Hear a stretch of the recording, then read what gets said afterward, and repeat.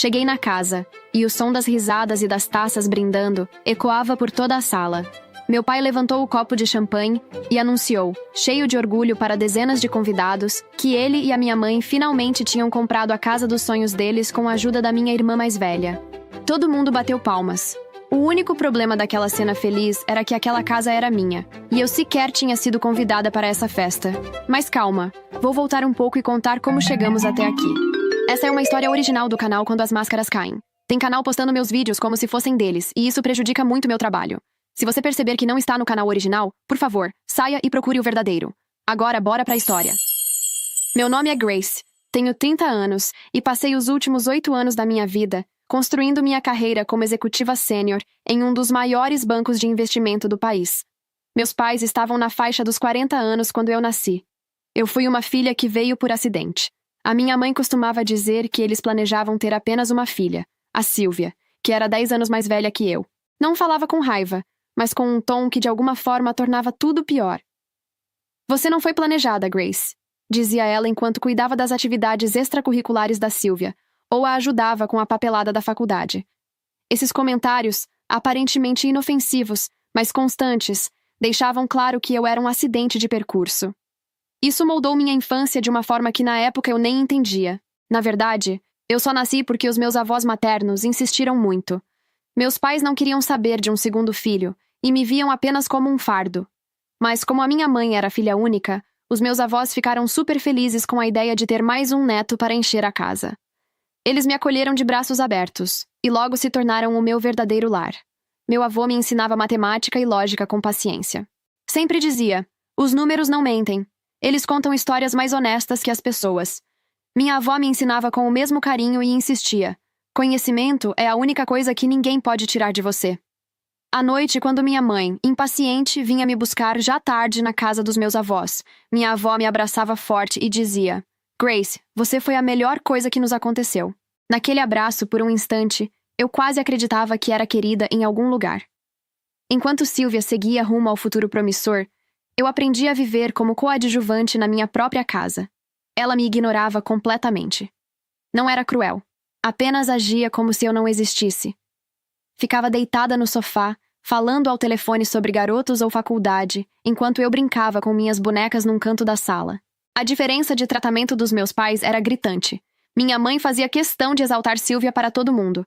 A Sylvia tirou nota máxima de novo. A Sylvia entrou pro time de debates. A Sylvia passou na faculdade dos sonhos. Eles compareciam em todas as feiras científicas e apresentações dela. Já para os meus eventos, as desculpas eram sempre as mesmas. Temos outro compromisso. Temos que trabalhar. Ou, estamos tão cansados hoje? Você entende, né? Quem iam às minhas apresentações eram meus avós, sorrindo com orgulho genuíno no rosto. Quando Sylvia foi para a faculdade, eu pensei, agora meus pais vão me enxergar. Mas estava enganada. Em vez de me notar, minha mãe me transformou na faxineira da casa. Meus pais dispensaram a faxineira para cortar gastos e pagar a faculdade de Sylvia. Então, as tarefas da casa passaram a ser minhas. Com 8 anos, antes mesmo de eu tirar a mochila das costas quando voltava da escola, ela já gritava, Grace, a casa tá uma bagunça! Comece pelos banheiros! Quando eu tinha 10 anos, a minha mãe simplesmente parou de fazer o jantar. Você já tem idade para cozinhar. Espero que o jantar esteja pronto quando chegarmos. E mesmo com essa rotina puxada, minhas notas continuavam impecáveis. Meus professores notaram meu talento com números e me incentivaram a competir em Olimpíadas de Matemática e Economia. Meu avô, com brilho nos olhos, me ajudava a estudar fórmulas complexas. Você tem um dom, Grace. Não deixe ninguém te dizer o contrário. Sonhar com a faculdade era a única forma de escapar. Toda noite, depois de lavar a louça, eu me trancava no quarto e navegava por sites de universidades. Eu me imaginava em uma universidade bem distante, longe da frieza e das tarefas de casa sem fim. Quando eu tinha 17 anos, minha irmã Sylvia apareceu em casa, puxando um homem alto e bem vestido pela mão. Pai! Mãe! Esse é o James! A gente vai se casar! Foi como se tivessem acabado de ganhar na loteria. Minha mãe chorava de emoção. Meu pai já estava no telefone chamando os parentes. Vamos pagar tudo! Minha mãe gritou, abraçando Sylvia. O casamento da nossa primeira filha tem que ser perfeito. Meses de preparativos seguiram. Lista de convidados, flores, buffet, vestidos caríssimos. Dinheiro parecia não ser problema. Meus avós, que foram ao casamento, não escondiam o desconforto. Meu avô balançava a cabeça vendo a fonte de champanhe. Minha avó olhava torto para uma escultura de gelo no centro do salão, mas eles não disseram nada. Após a loucura do casamento, fui aceita em diversas universidades renomadas, algumas com os melhores programas de finanças do país. Coloquei 3 envelopes com as minhas cartas de aceitação de faculdade na frente dos meus pais. Meu coração batia forte. "Ah, que bom, Grace", murmurou minha mãe sem tirar os olhos do prato. "Mas não podemos pagar. Gastamos muito no casamento da sua irmã. Até tivemos que pegar um empréstimo." Senti meu peito apertar. "Mas vocês pagaram a faculdade da Sylvia", sussurrei. "É diferente, Grace", respondeu ela com desprezo. "A gente tinha condições naquela época. Agora ainda estamos pagando o casamento da sua irmã, e não foi barato." O silêncio que se seguiu foi ensurdecedor. Meu pai emendou: "Você não pode arrumar um emprego ou fazer um financiamento estudantil?" Saí de casa correndo e fui para a casa dos meus avós. Entrei na casa deles chorando. Meu avô ouviu tudo em silêncio, com um olhar sério. Depois de um instante disse: "Grace, estamos juntando dinheiro para o seu futuro desde que você nasceu. Já imaginávamos que algo assim fosse acontecer." Ele foi até o escritório e voltou com uma pasta cheia de extratos bancários. "Pode escolher qualquer universidade. Nós pagaremos para você." Naquela mesma noite, decidi me afastar dos meus pais. Arrumei minhas coisas e avisei que estava me mudando para a casa dos meus avós. Eles estavam na sala vendo TV. Nem levantaram os olhos. Minha mãe apenas disse: "Ok, Grace, faça o que você achar melhor." Senti um certo alívio na voz dela. Os anos que se seguiram mudaram tudo. Escolhi a melhor faculdade de negócios com foco em análise financeira. Talvez minha obsessão por fazer tudo certo tenha vindo de assistir meus pais administrando tão mal suas finanças. Os professores logo notaram meu talento. Depois das aulas, eu ficava conversando com eles sobre conceitos avançados de finanças. Pela primeira vez na vida, alguém além dos meus avós acreditava no meu potencial. Consegui estágios em grandes instituições financeiras durante a faculdade. Todo verão era uma nova oportunidade. Em uma dessas experiências, meu supervisor me disse: "Você tem um instinto natural para isso. Queremos você aqui de volta no próximo ano." Eu quase não falava com a minha família, exceto meus avós. Mantive o foco total nos estudos. Na minha formatura da faculdade, só meus avós apareceram. Meus pais, como sempre, disseram que estavam ocupados com o trabalho. Depois de formada, consegui uma vaga numa das maiores empresas do setor financeiro. E com o meu primeiro salário, aluguei um apartamento simples perto do trabalho. Mesmo com a rotina puxada, todo fim de semana eu dava um jeito de visitar meus avós. Contava tudo o que estava acontecendo. Ajudava com as compras, os afazeres, e dava para ver no rosto deles o quanto estavam orgulhosos de mim. Eles sempre estiveram lá. Sempre acreditaram em mim, mesmo quando mais ninguém acreditava. Me dediquei totalmente ao trabalho e em poucos anos fui promovida. Passei a cuidar de portfólios complexos e construir relações com clientes importantes. Logo ganhei a reputação de alguém estratégica e confiável. Cada conquista minha era como uma resposta silenciosa aos meus pais, que sempre me enxergaram como um erro. Mas a verdade é que eu nunca fui o erro. Eu era a prova de que eles estavam errados o tempo todo. Enquanto minha vida crescia, os relatos dos meus avós mostravam que a de Sylvia só desmoronava. A carreira da Sylvia no marketing não decolou, e o James vivia trocando de emprego sem conseguir se firmar em lugar nenhum. Uma vez minha avó comentou: "Eles vivem pedindo dinheiro para os seus pais. Sua mãe até zerou a aposentadoria para ajudar. E parece que mesmo com toda essa ajuda, minha irmã e meu cunhado não conseguiram manter o aluguel do apartamento. Acabaram indo morar com os meus pais e levaram junto os filhos gêmeos de 7 anos. Me mantive focada na minha carreira. Eu tinha investimentos, estabilidade, economias sólidas e já podia pensar em comprar a minha casa própria. Mas então tudo mudou. Meu avô faleceu de um infarto fulminante. Foi como perder um pai. Ele me criou, me protegeu e me ensinou tudo o que sei. Minha avó, companheira dele por quase 70 anos, perdeu o brilho nos olhos e apenas 2 dias depois partiu também, vítima da chamada síndrome do coração partido. Eles sempre foram inseparáveis e ela simplesmente não suportou a dor de perdê-lo. Há algo profundamente poético nisso. Puderam ser velados juntos, como sempre estiveram em vida, lado a lado. Foi como ficar órfã de pai e mãe. Na prática, meus avós foram meus verdadeiros pais. Cuidaram de mim com mais amor e presença do que meus pais biológicos jamais demonstraram. E agora, os dois haviam partido.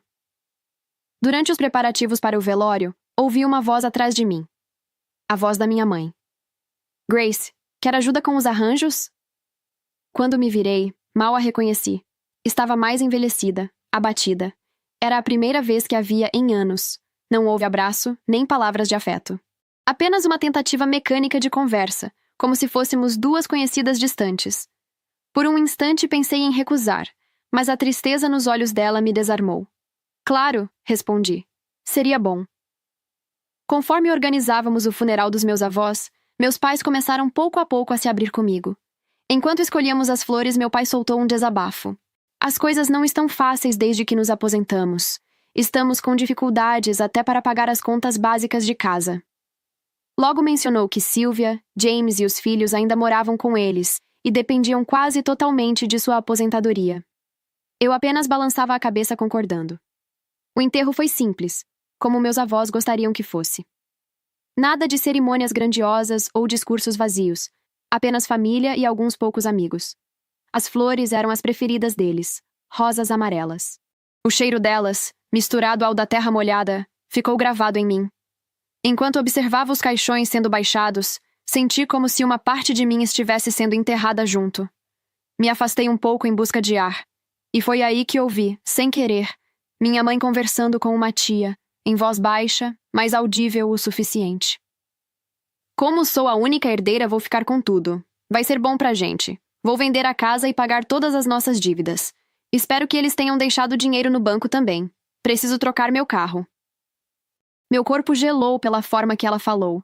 Era o enterro das pessoas que a criaram. Que me criaram. E ela falava sobre herança como se fosse um prêmio de loteria. Voltei para perto do túmulo com um nó na garganta. Uma semana depois do enterro, fomos até o escritório do advogado para a leitura do testamento. Sylvia e James estavam bem à vontade, quase parecendo confiantes demais, sentados ao lado dos meus pais. Todos com aquele mesmo ar calmo, como se já soubessem o que estava por vir. Me cumprimentaram de longe com acenos frios. Eu me sentei sozinha de frente para eles. O clima ali dentro era pesado, silencioso. Dava para sentir a tensão no ar. O advogado ajeitou os óculos, abriu a pasta com os documentos e iniciou a leitura dos testamentos em um tom neutro, quase mecânico. Tudo corria dentro do esperado, até que ele fez uma breve pausa e leu. A neta Grace é nomeada como única herdeira do Sr. e da Sra. Henderson, em seus respectivos testamentos. Ela receberá a residência localizada na Rua Maple, número 123, com todos os bens móveis nela contidos, bem como a totalidade dos valores disponíveis em conta corrente e aplicações financeiras. O silêncio que tomou conta da sala foi absoluto. Minha mãe apertou o braço do meu pai com tanta força que os dedos dele empalideceram. Sylvia ficou boquiaberta. O advogado então virou-se para minha mãe e continuou a leitura. Há ainda uma mensagem pessoal deixada pelo Sr. Henderson, a filha Margaret. Margaret, quando você mais precisou, nós lhe demos $200.000. Naquela época, respeitamos suas necessidades. Agora pedimos que respeite nossa decisão final.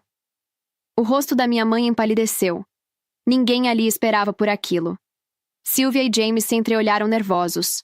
Meu pai olhava fixamente para o chão. Assim que a leitura terminou e o advogado começou a guardar os papéis, meus pais vieram até mim. Dava para ver o desespero nos olhos deles. Filha, faz tempo que a gente não passa um tempo juntos, né? Disse minha mãe, tentando soar leve. A gente podia mudar isso. Você pode ir lá em casa um dia desses? É, emendou meu pai, forçando um sorriso. Podíamos jantar e conversar como fazíamos antigamente. O que acha? Não sei de onde meu pai tirou que antigamente nós jantávamos e conversávamos, mas tudo bem. A Sylvia também se aproximou. Pela primeira vez tentou ser gentil comigo. Nunca tinha me tratado tão bem. Respirei fundo. Meus avós, que sempre foram minha base, não estavam mais aqui. E por mais que eu duvidasse de tudo, uma parte de mim queria tentar. Olhei para eles e disse com a voz baixa: Tá bom, a gente combina. Eles sorriram visivelmente aliviados. Entrei no carro com o coração dividido. Ainda não era perdão, mas era um começo. Na semana seguinte, fui ao jantar. Cheguei pontualmente às 7. A mesa já estava posta, cheirosa, e pela primeira vez em anos minha mãe parecia animada em me ver. Meu pai abriu a porta com um sorriso largo e por alguns segundos consegui acreditar que tudo estava mesmo diferente. Sylvia e James já estavam lá com os gêmeos que corriam pela sala cheia de brinquedos espalhados. Durante o jantar, as conversas começaram leves. Relembraram algumas histórias antigas, a maioria das quais eu não tinha participado, e deram risada como se fôssemos uma família comum. Entre uma garfada e outra, minha mãe pousou o guardanapo no colo e me olhou com um sorriso contido. E você, Grace? Já pensou no que vai fazer com a casa dos seus avós? A pergunta veio com naturalidade, como quem só quer puxar assunto, mas havia algo no jeito dela dizer que me fez prestar atenção. Vai ficar com ela ou tá pensando em vender? Pousei o garfo devagar e pensei antes de responder. Tenho considerado vender, eu disse com honestidade. Ela é linda, cheia de memórias, mas fica longe demais da minha rotina. Moro em outra cidade agora, e manter uma casa vazia não faz muito sentido. Minha mãe assentiu, compreensiva demais. Claro, claro. Manter casa à distância dá trabalho mesmo. Meu pai não comentou nada, só continuou comendo em silêncio, mas fiquei com a sensação de que ele já estava esperando por aquela resposta. Sylvia fingiu estar distraída com os meninos, mas percebi o rápido olhar que ela trocou com o James do outro lado da mesa. Continuei comendo, tentando manter a conversa leve. Minha mãe deu um pequeno sorriso. Tem lugares que guardam mais do que móveis, né? Aquela casa tem alma. Meu pai finalmente entrou na conversa. E espaço de sobra. Os meninos iam adorar aquele quintal. Hoje eles mal conseguem correr dentro do nosso apartamento. Vivem esbarrando nos móveis. Ficaram em silêncio por um momento, como se apenas tivessem feito uma observação qualquer. Mas eu entendi. Entendi o que estavam tentando dizer sem dizer. Eles não queriam que eu vendesse a casa, queriam viver nela, queriam que eu oferecesse. E o mais curioso é que parte de mim queria isso também. Eu não gostava da ideia de me desfazer daquela casa. Era onde eu tinha sido amada de verdade, onde meus avós me abraçaram e cuidaram de mim sem pedir nada em troca. Se eu não podia estar ali, talvez fosse melhor alguém que também valorizasse aquelas memórias ocupasse o espaço. Respirei fundo, olhei para eles e disse: se vocês quiserem, podem se mudar para lá. Minha mãe arregalou os olhos, surpresa. Eu não vou cobrar aluguel, só peço que cuidem da casa como ela merece. Façam as reformas necessárias, mantenham tudo em ordem. Meu pai pareceu aliviado, mas tentou disfarçar. Tem certeza, filha? Tenho. Prefiro do que ver a casa nas mãos de estranhos. Se vocês cuidarem dela, já é o suficiente para mim. Naquele instante todos sorriram. E pela primeira vez em muito tempo, eu também. Na semana seguinte, tudo parecia acontecer mais rápido do que eu imaginava. Passei por lá no sábado, só para ver como as coisas estavam indo. Meu pai, empolgado, já tinha pintado toda a fachada da casa com uma cor clara, bem diferente do tom que meus avós escolheram um dia. A cerca que estava torta havia anos também foi consertada. James apareceu com um caminhão pequeno, descarregando caixas, e Sylvia dava ordens como se estivesse em seu próprio castelo. A mudança era oficial. Vamos fazer uma festa de boas-vindas, sugeriu meu pai com um sorriso entusiasmado. Seria ótimo, respondi, retribuindo o sorriso. Aquilo para mim era um recomeço, uma chance real de reconciliação. Mas os dias passaram e o assunto simplesmente sumiu. Sempre que eu perguntava sobre a tal festa, minha mãe respondia com um tom leve, quase automático. Estamos organizando com calma. Essas coisas levam tempo, você sabe. Meu pai completava. Queremos que tudo fique perfeito. Em breve a gente te avisa. Algo dentro de mim começava a desconfiar, mas eu tentava sufocar a sensação. Preferia acreditar que era só impressão. Até que num fim de tarde a curiosidade venceu. Mesmo não sendo de usar redes sociais, abri o Facebook e digitei o nome da minha irmã. E lá estava. Contando os dias para a festa de inauguração da nossa casa nova. Mal posso esperar para celebrar com todos os nossos amigos esse novo lar. Fiquei paralisada. As fotos mostravam as reformas que fizeram sem me consultar. Mudanças nas paredes, nos móveis, no jardim. Em uma das imagens, a antiga estante da minha avó estava desmontada num canto, substituída por uma moderna de MDF branco. E abaixo o convite da festa com data e hora. Dezenas de comentários confirmando presença. Todo mundo, menos eu. A festa estava sendo planejada há semanas, e eu simplesmente fui excluída da festa na casa que era minha.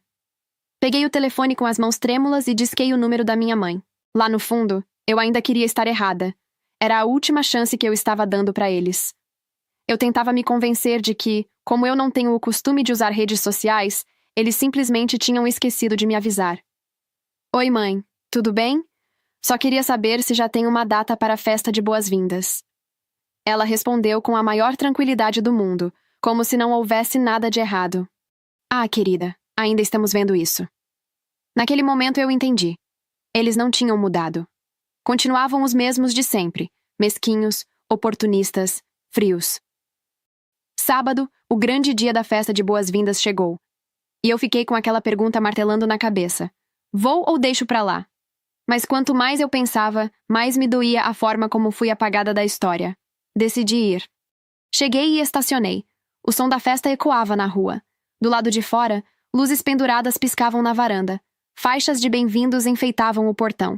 Pela janela vi dezenas de pessoas circulando pelos cômodos. Meu pai fazia um tour animado pela casa, apontando detalhes com orgulho. Minha mãe, com um sorriso ensaiado, recepcionava os convidados como se fosse anfitriã de uma casa de campo na Toscana. Fiquei alguns minutos no carro assistindo tudo de longe. O estômago revirava, mas o coração batia firme. Respirei fundo e entrei pela porta lateral. O cheiro de flores frescas e comida de buffet invadiu minhas narinas. Segui o som da voz do meu pai que vinha da sala. Depois de tantos anos de trabalho duro, finalmente conseguimos comprar nossa casa dos sonhos, disse ele erguendo a taça. Minha mãe completou. E não vamos esquecer da nossa filha Silvia, que nos ajudou a concretizar esse sonho, pagando metade do valor. Uma filha maravilhosa, sempre pensando na família. A sala explodiu em aplausos e brindes. Eu fiquei ali, parada no corredor, sentindo o meu sangue ferver. Eles não tinham apenas se apossado da casa sem me convidar. Eles tiveram a audácia de usar o meu patrimônio, a minha herança, para fazer um teatrinho social e idolatrar a filhinha de ouro na frente dos amigos. Eles estavam literalmente roubando a memória dos meus avós para inflar o próprio ego. Todo aquele discurso me deu náuseas. Eu não ia deixar eles saírem impunes dessa palhaçada. Apertei a alça da minha bolsa, dei passos firmes para dentro da sala e interrompi o showzinho deles em alto e bom tom. Na verdade, acho que vocês se confundiram um pouco. O silêncio foi instantâneo. Todos se viraram para mim. Meu pai, tenso, forçou um sorriso. Grace, o que você está fazendo aqui? Pois é. O que eu estou fazendo aqui sendo que vocês nem me convidaram para a festa na casa que eu emprestei para vocês, né? A sala ficou muda. Minha mãe ficou visivelmente incomodada e soltou em alto e bom som. Você tá ficando louca, Grace? Ela fez uma pausa, olhando ao redor como se buscasse apoio dos convidados. Você está magoada por não ter sido convidada e está tentando estragar a nossa festa? Pelo amor, Grace, cresça. Você, como sempre, querendo estragar tudo. Você nunca se importou com a sua família e na primeira oportunidade foi viver sua vidinha longe daqui. Agora aparece dizendo que essa casa é sua? Ela cruzou os braços, o olhar cortante. Quer saber? É melhor você ir embora. Você não é bem-vinda aqui. Meu rosto queimava, mas minhas mãos estavam firmes. Dei um passo à frente, encarei a minha mãe e falei num tom alto, para que a sala inteira ouvisse. É mesmo, mãe? Eu não sou bem-vinda na minha própria casa? Respondi encarando-a. Eu emprestei essa casa para vocês por consideração, por acreditar que talvez, só talvez, ainda existisse uma família aqui. E então eu chego e vejo vocês dizendo que compraram a casa com a ajuda da Silvia? O que vocês ganham fazendo isso? Meu pai, numa tentativa desesperada de salvar a pele na frente dos amigos, começou a gaguejar, suando frio. Grace, vamos conversar lá no meu escritório. Que mané conversar no seu escritório, pai? Aquele é o meu escritório. Essa casa é minha e quero todos vocês fora daqui agora. A festa acabou. Minha mãe, com voz autoritária, gritou. Grace Josephine, nós somos seus pais. Você não pode falar com a gente desse jeito. Olhei bem fundo nos olhos dela, sem recuar 1 milímetro e respondi. Meus pais? Vocês são só as pessoas que me colocaram no mundo. Meus pais de verdade foram os meus falecidos avós. Foram eles que me ensinaram o que é amor, respeito e gratidão, sentimentos que vocês nunca tiveram por mim. Minha mãe ficou muda. Ela estava visivelmente em choque, porque a vida inteira acreditou que eu seria sempre aquela garota submissa que nunca teria coragem de bater de frente com ela. Dei um passo na direção deles e continuei. Todos os dias da minha vida vocês fizeram questão de esfregar na minha cara que eu não fui planejada, que eu fui um erro. A vida inteira vocês me trataram como um estorvo e fizeram de mim a faxineira da casa enquanto paparicavam a Silvia. De relance vi a minha irmã desviando o olhar, fingindo que não era com ela. Todos os convidados assistiam à cena, prendendo a respiração enquanto eu dava o golpe final. E agora que o dinheiro acabou e a filhinha de ouro fracassou, vocês tiveram a coragem de encenar aquele teatrinho de família feliz, só pra eu ceder a casa pra vocês morarem de graça. E foi só vocês botarem as mãos no que queriam para voltarem a me tratar como lixo e me excluir como sempre fizeram. Meu pai tentou tocar no meu braço, mas eu me afastei, virei-me para os convidados apontando para a porta da rua. Desculpem, mas a festa acabou. Saiam todos da minha casa, agora! Todos ficaram em silêncio, trocaram olhares, murmúrios, mas aos poucos as pessoas começaram a sair. A fachada de família feliz desmoronava. Fiquei na varanda observando um por um indo embora. As luzes decorativas continuavam acesas, brilhando de forma irônica. Dentro da casa, copos pela metade, guardanapos sujos e comida intocada cobriam as mesas. Aquela casa, que seria meu gesto de reconciliação, se tornava a cena final da minha ruptura com eles. A casa foi esvaziando aos poucos. Os convidados saíam cabisbaixos, sem saber onde colocar os olhos. Alguns diziam, desculpe, eu não sabia. Outros apenas evitavam me encarar. Fiquei do lado de fora, na varanda, esperando todo mundo sair. Mas os principais não saíram. Entrei na casa e ouvi a voz deles vindo da sala. Eles estavam discutindo desesperados sobre o que fariam. O que a gente vai fazer agora? Minha mãe perguntou. O nosso apartamento agora tá alugado. Se a gente quebrar o contrato, vamos pagar uma multa altíssima. Ouvi a voz de Sylvia. Alguém tem que ir lá e fazer uma chantagem emocional com a Grace. Vou usar as crianças. A Grace é emotiva e carente. Passou a vida inteira implorando nossa atenção. Se a gente chorar um pouquinho, ela recua e talvez até peça desculpas pra gente. Eu ouvi aquilo encostada na parede. O sangue ferveu, mas eu mantive a calma. Entrei na sala. Assim que eles me viram, pararam de falar na mesma hora. Ficaram todos quietos, com cara de quem viu fantasma. Rapidamente, a Sylvia puxou os filhos pra frente e os abraçou como se fosse uma galinha protegendo seus filhotes. Aqueles meus 2 sobrinhos que mal olhavam na minha cara, que viviam chutando a minha canela e aprontando comigo, incrivelmente estavam ali, parados, abraçando ursinhos de pelúcia e me olhando com cara de cachorro abandonado. A Sylvia forçou a voz para parecer o mais desesperada possível. Grace, você teria coragem de jogar seus próprios sobrinhos no olho da rua assim no meio da noite? Nós não temos para onde ir. Na mesma hora, como se tivessem recebido um sinal, as 2 crianças começaram a fingir um choro alto, cobrindo o rosto com as mãos. O detalhe é que eu conseguia ver claramente os 2 espiando por entre os dedinhos, para ver se a titia idiota estava caindo no teatrinho deles. Eu olhei para aquela cena patética e só consegui pensar: essa é a nova geração de manipuladores que eles estão criando. Continuei com a cara séria, sem esboçar nenhuma pena, e respondi: eu não sou tão cruel assim. Vou dar uma semana para vocês arrumarem as coisas e saírem da minha casa. Meu pai arregalou os olhos e deu um passo à frente, completamente desesperado. Mas Grace, nós não temos mais para onde ir. O nosso apartamento já está alugado para outras pessoas. Se a gente cancelar o contrato agora, a multa rescisória vai ser altíssima. Cruzei os braços e o encarei com total frieza. Bom, se vocês tiveram dinheiro para bancar uma festa chique como essa, com certeza tem dinheiro no bolso para pagar essa multa ou alugar um lugar novo para vocês morarem. O James então suspirou alto, olhou para a Sylvia e falou bem perto dela, quase num sussurro, mas alto o suficiente para que todos na sala conseguissem ouvir. Olha, Sylvia, nós podemos ir para a casa dos meus pais. Minha mãe sempre dá um jeito lá. Os olhos do meu pai chegaram a brilhar. Na mesma hora, ele estufou o peito, virou para mim com aquele ar de superioridade de sempre e disparou. Está vendo, Grace? É por isso que família é tudo. Até os pais do James, que não têm uma gota do nosso sangue, vão acolher a gente. Enquanto você, que é sangue do nosso sangue, está tratando a gente feito lixo. O James coçou a nuca, visivelmente constrangido, e pigarreou. Então, Gerson, quando eu disse nós, eu quis dizer eu, a Sylvia e os meninos. Infelizmente, lá na minha mãe não tem espaço para todo mundo. O sorriso do meu pai despencou na hora. A minha mãe olhou para a Sylvia desesperada. Como assim, filha?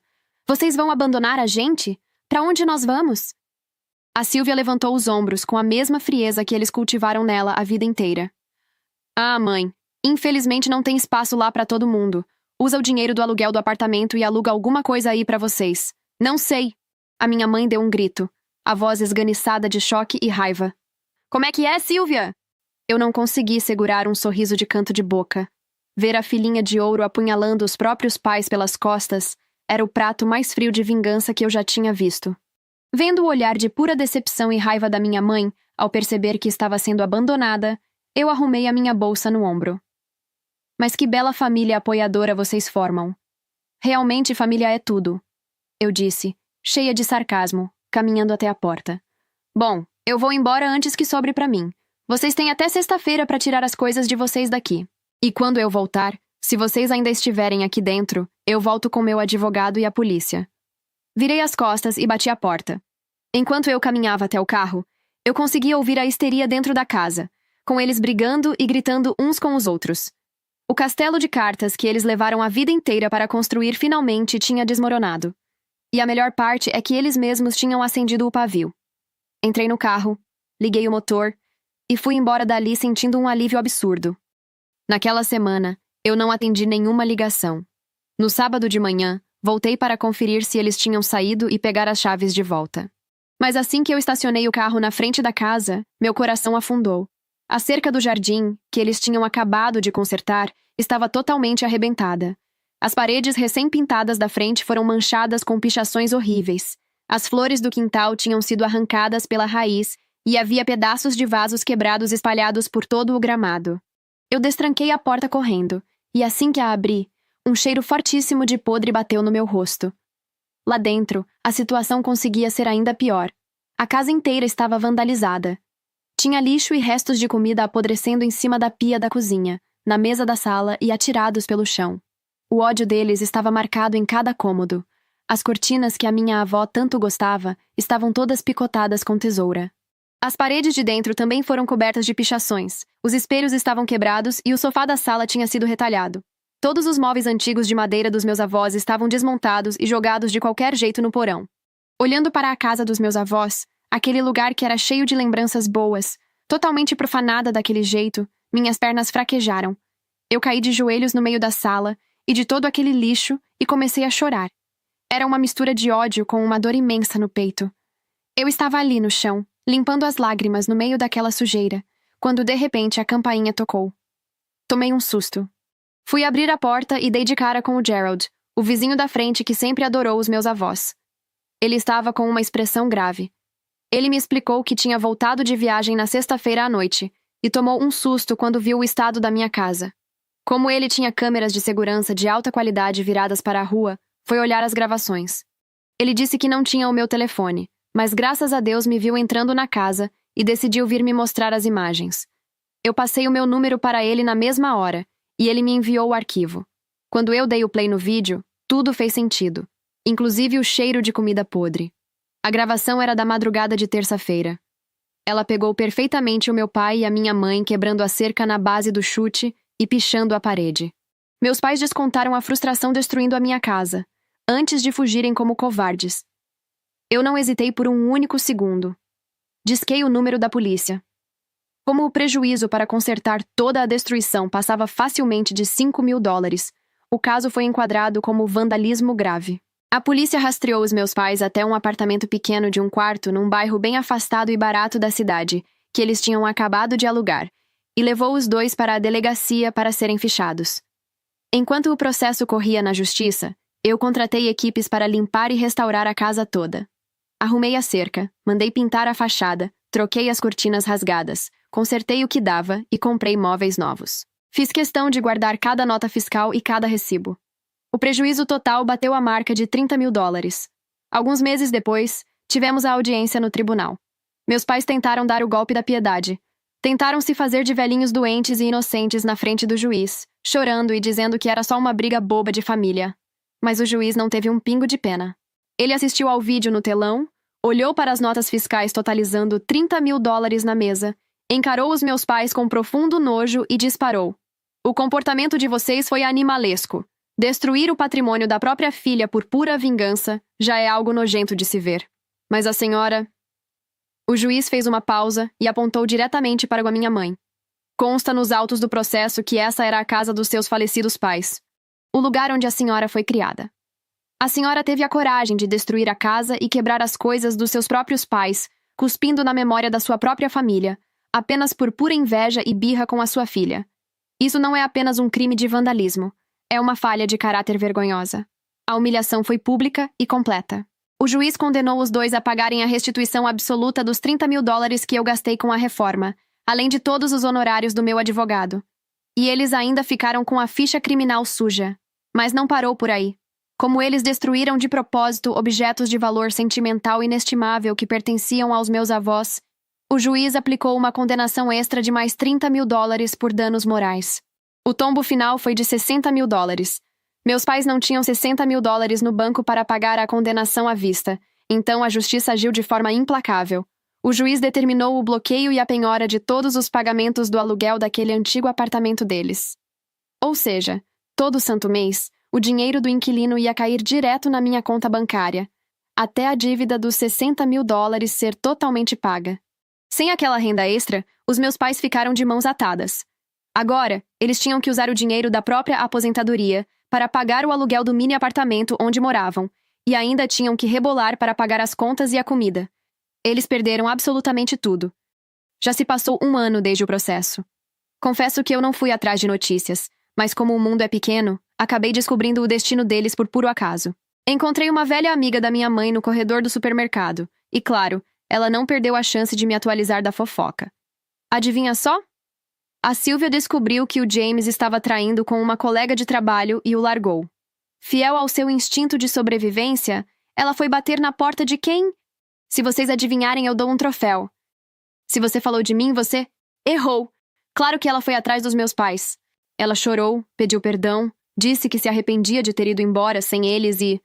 Pasmem, eles a perdoaram na mesma hora. Meus pais a aceitaram de braços abertos, esquecendo completamente o que a filhinha amada tinha feito meses atrás, que ela tinha abandonado os dois na pior hora possível. A síndrome de Estocolmo entre esses 3 devia ser estudada pela ciência. O resultado dessa linda reunião familiar foi os 5 morando espremidos feitos sardinhas naquele apartamento de 1/4 dos meus pais.